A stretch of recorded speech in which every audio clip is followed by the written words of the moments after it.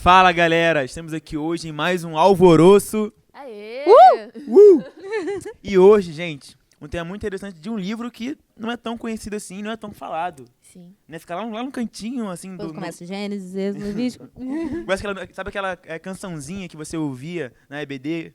Do Gênesis, Êxodo, Levítico? Esdras. Esdras. Então, chegamos em Esdras. Esdras é o antepenúltimo, né, livro histórico do Antigo Testamento, da divisão, né, livros históricos, Pentateuco e por aí vai. E Esdras fala sobre um homem, né, que só aparece no final do livro, só aparece a partir do capítulo 7. O livro tem o nome dele, mas só aparece no final. Né? E quem foi Esdras? Cara, Quem foi esse? olha, eu sei que eu vou ser anacrônica agora, tá? Mas pra mim, ele é um ótimo historiógrafo. Sério? Sério. Porque assim, quando a gente tá pensando... Vamos lá. No livro em si, perdão. Quando a gente tá pensando no livro em si, a gente tem que realmente pensar em qual momento a gente estava vivendo. Então, assim, quando a gente está pensando na volta que o povo estava fazendo para Jerusalém, né, do cativeiro na Pérsia, eles estavam voltando para Jerusalém, um povo que está passando por um processo de reconsolidação, ele precisa ter uma identidade comum. E o trabalho que ele estava fazendo era de documentar essas coisas, ou de pegar esses documentos e registrar, fazer as memórias do povo. Sim. Para auxiliar. Isso é um trabalho importante porque ele auxilia na identidade, na construção de identidade geral de uma nação. Então, é por isso que eu estou chamando ele de historiógrafo, mesmo que seja assim, um pouco fora do seu tempo. A gente dizem os estudos, né, estudiosos, os grandes teólogos aí, que ele foi um dos primeiros escritores de Crônicas, de primeira e segunda Crônicas, que foi escrito pós-exílio, né, depois que o povo estava voltando à Babilônia, para tentar reconstruir ali a identidade cultural, né, e religiosa do povo. Porque imagina, você Sim. fica... a sua cidade, o seu povo é destruído ali, né? A gente sabe que Nabucodonosor foi enviado, né? Deus permitiu, né, que a Babilônia viesse, assim, desse uma costa em Jerusalém, destruiu o templo, destruiu tudo, saqueou tudo, e levou boa parte do povo ali, os mais sábios, mais inteligentes, mais ricos, para Babilônia. Aí você fica lá durante 7 décadas, né? 70 anos, um povo que tem uma cultura completamente diferente da sua, um povo que é idólatra, um povo que é pagão, um povo que é imoral sexualmente, e várias outras coisas. E bem que você se esquece, sabe? As antigas gerações, né, que, pô, durante 7 décadas alguém morreu, né? Uma boa parte morreu. Só Uma boa parte morreu, mas dois. o pessoal ainda ficou vivo. E quem era vivo era muito velho. Então, assim, as novas gerações talvez não lembrassem bem o que é Jerusalém, o que é Salomão, o que é Davi, o que é Saul, sabe? O que foi... A própria Torá estava meio esquecida, né? Sim, o povo acaba esquecendo um pouco das coisas, né? É normal pelo tempo. E aí, quando ele vem, escreve crônicas, quando eles vêm, né, também escreve Esdras, né? E Neemias, que eram livros que na Bíblia hebraica são juntos, sabe, traz aquela coisa de volta. Tipo assim, a gente tem uma identidade, a gente tem uma essência. Você que assistiu aí o Alvoroço sobre Salmo 23, né, sobre identidade, sobre essência, então, fala sobre Tem isso muito a ver também. com isso. Quem Tem não muito a ver assistiu, com vai isso. lá. Alguém coloca nos cards, por favor. E Esdras, ele era um cara preocupadíssimo com isso. Tava lendo aqui, que no capítulo 7, no versículo 10, fala assim: porque Esdras havia preparado seu coração para buscar a lei do Senhor e para executá-la e para ensinar em Israel estatutos e juízos. Legal que tem 3 coisas que a gente separa. Primeiramente, 3 coisas não, mais de 3 coisas, né? Ele se preparou o seu coração, sabe? Tipo, ele se disponibilizou de fato para aquilo. Ele podia morrer ali em Babilônia tranquilo, porque ele era chegado do rei Arta, entendeu? Arta pros íntimos, né? O Xerxes. Ai, meu pai, agora que eu fui. Não é nem, Tá não é nem ótimo. Artaxerxes, né? Ou é É o Arta ou Arta, é é o Arta, Xerxes. entendeu? Você escolhe lá. o seu nível de intimidade. Sim, por mais a gente mesmo lá, que a gente quando jogava bola ali em Caxias, é o Tatá.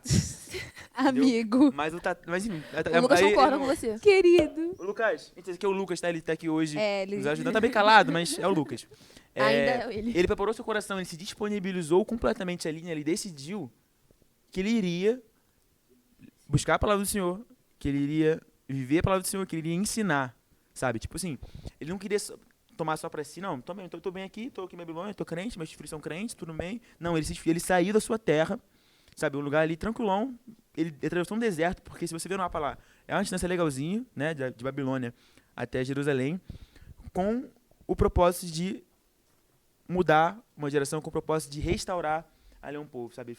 Eu acho incrível isso de Esdras, também é um pouco Jesus, né? Porque a gente sabe que toda a Bíblia aponta para Cristo. Toda a Bíblia, ela aponta para Jesus, ela aponta para a obra perfeita de Cristo. Então, todos os personagens assim, principais, em algum momento da sua vida, né, ou alguma parte, vão apontar para o chamado de Jesus de alguma forma. E Jesus também veio para isso. Ele saiu lá da sua terra, saiu do céu, né, como diz em Filipenses 2, saiu do seu lugar aí de glória, de paz, de tranquilidade, veio para a terra com a decisão, com o coração decidido a ensinar a palavra do Senhor, ensinar sobre si, né? Ele é a palavra. Então, eu acho que é incrível você pegar esse personagem e você ver um pouco de Jesus, né, na vida de cada um deles. Porque reconhecer quem você é em Deus também é muito parte da nossa salvação. Se você reconhece quem você é. Então, isso nada mais é... Porque, assim, o momento que estava acontecendo também é reconstrução do templo. A gente tem, por exemplo, hoje em dia, os monumentos que a gente tem, eles são para dizer o que é importante, quais são os valores que são comuns para todo mundo que mora ali naquele território e tal, o que foi feito, que é de importante para que hoje as coisas estejam dessa forma. Então, quando eles estavam reconstruindo o templo, ainda que tenha parado no meio e tal, é uma forma de se dizer que esse é um valor importante para essa época. E ele está preocupado em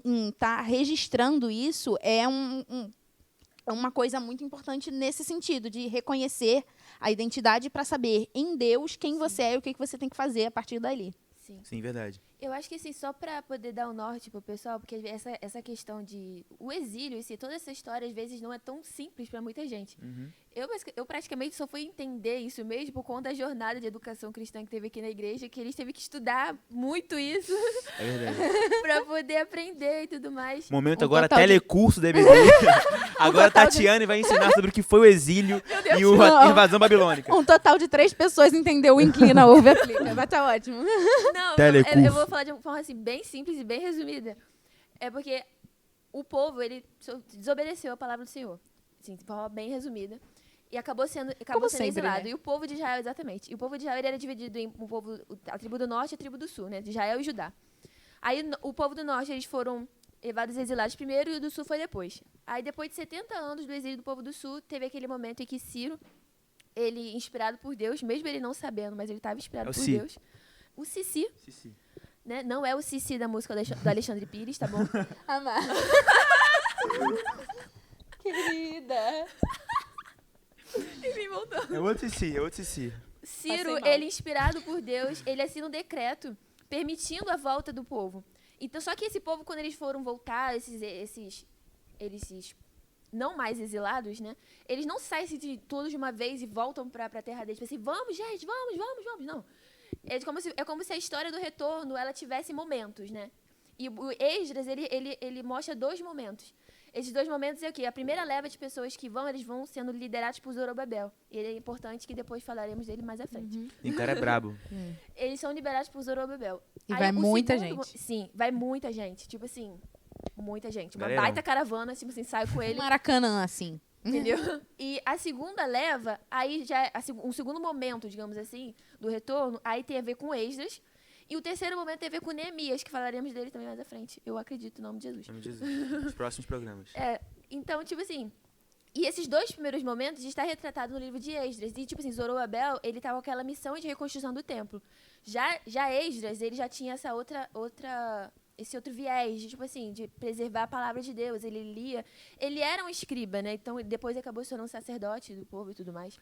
Então, ele tinha esse zelo com a palavra muito grande, porque, como ali já foi falado aqui, a palavra, a Torá, a lei mosaica, ela não era apenas uma lei religiosa. Ela ditava, tipo assim, a cultura daquele lugar, o regulamento civil daquele lugar. Então, tipo, tudo estava ali. Então, o Esdras, ele estava com essa missão, tipo assim, vamos voltar à nossa essência, como foi dito no outro programa. Vamos voltar à nossa essência está na Torá, então vamos preservá-la. Então, ele preservava a palavra com um afinco, assim, muito grande, que às vezes parecia até explosivo. Mas não, era só um zelo muito grande. Entendeu? Então, o que eu acho também muito legal sobre Esdras é que, como você falou, Esdras fala sobre 2 momentos. Até o capítulo 7, né, do 1 até o 7, então, não, do 1 até o 6, né, o 7 já é Esdras, fala sobre Zorobabel e, né, sobre toda aquela novela para reconstruir, reconstrói, pode ou não pode. Aí um rei libera, o outro fala, não vou liberar, né? E aí Deus enviou primeiramente Zorobabel para reconstruir o templo externo, né? O templo físico ali, o material, e depois enviou Esdras para reconstruir o templo interno, construir o coração, sabe? A ideia... Algo... Ele tentou, né? Mas enfim, uma coisa que eu acho muito legal sobre Esdras. Porque você em casa depois para pra ler, no capítulo 9, né, Esdras já foi lá, deu o discurso dele, todo mundo feliz, tá todo mundo usando o povo. E aí chega pra ler, Esdras, então, tá legal aqui não. Mas por que não tá legal aqui não? Pô, então, tem um pessoal aí, todo mundo, todo o povo que tá aqui, tá todo casado com outros povos.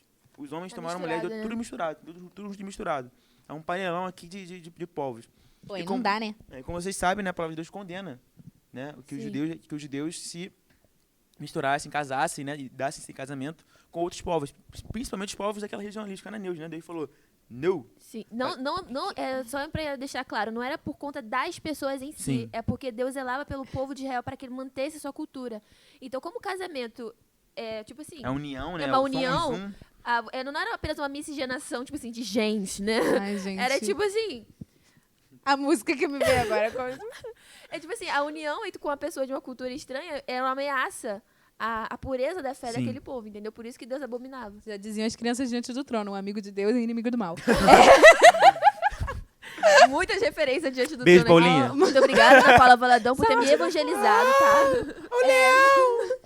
enfim, e aí Esdras faz algo incrível, né, eu vou ler porque eu acho incrível, e aí quando fala, Esdras, né, ele narra isso em primeira pessoa, ele fala, e quando eu ouvi esta coisa, rasguei as minhas vestes e o meu manto, e arranquei os cabelos da minha cabeça e da minha barba, e sentei-me atônito. Desesperou um pouco. Gente, ele tinha um Exatamente. amor. Por isso que eu acho que, Exatamente. por isso O que pra mim, zelo muito grande. por isso que pra mim Esdras lembra muito Cristo.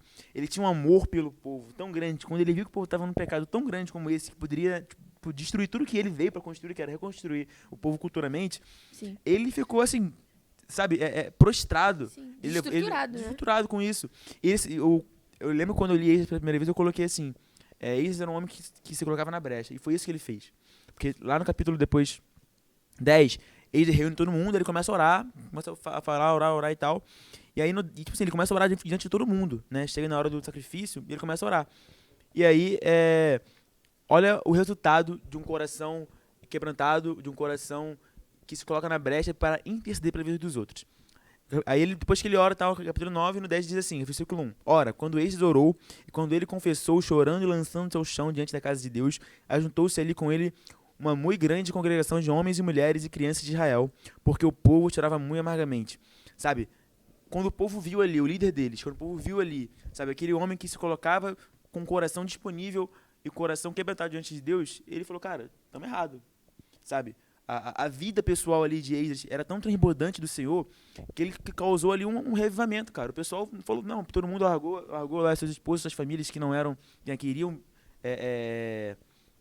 arruinar a cultura, que iriam afastar do Senhor. Todo mundo largou seus pecados e falou, não, vamos voltar ao Senhor. Por causa de um homem que tinha um coração disponível, tinha um coração que se colocava na brecha. Como a gente pode aplicar isso para nossa vida hoje? Como a gente pode se colocar na brecha pelas pessoas? Realmente, assim, o que você estava falando,